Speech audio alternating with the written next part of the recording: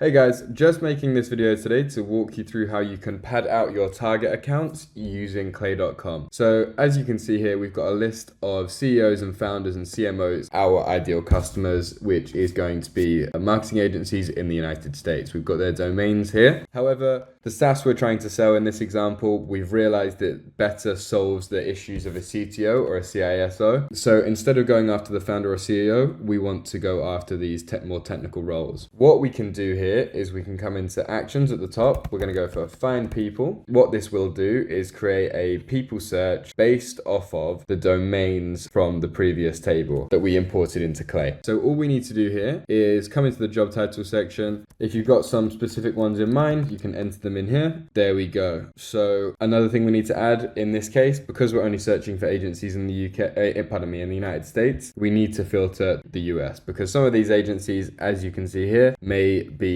registering, employing people from other countries, for example, India here. So all we need to do here is come into this, filter for the person to also be from the United States as well as the company, and then we'll watch that load up. As you can see here, we've only got Americans now, which is desired in this case. So we can close that. And then all we need to do here is import into a new table, and that will populate our second Clay table with the more technical roles. Then once we've done that, we will be able to enrich for emails and then add to our Salesforce campaign. There we go, more technical roles, and beautiful. Now we've got a lovely list of 126 people who are going to be more relevant for our outreach. So all we need to do here now is come into find work email. I like to click full configuration so we really see what's going on here. If you've got API keys already, it might be wise to move them to the front, remove any providers that you don't want to use, and then we put Smart Lead first because it's one credit. And Clay does a beautiful job at automatically mapping the relevant criteria.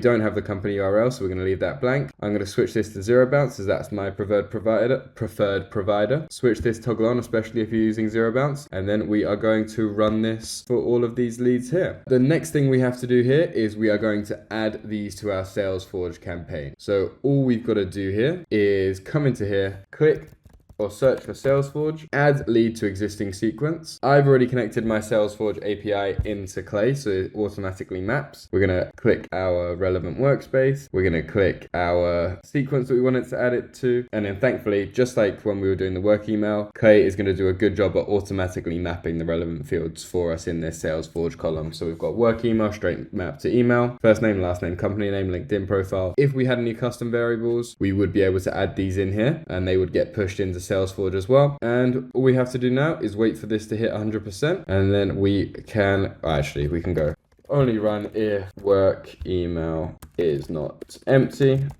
So this means it will just run as soon as an email is populated in that final column of the waterfall. And then we will get these leads pushed straight into our campaign within Salesforce. So this is how you sort of pad out your existing ICPs within Clay.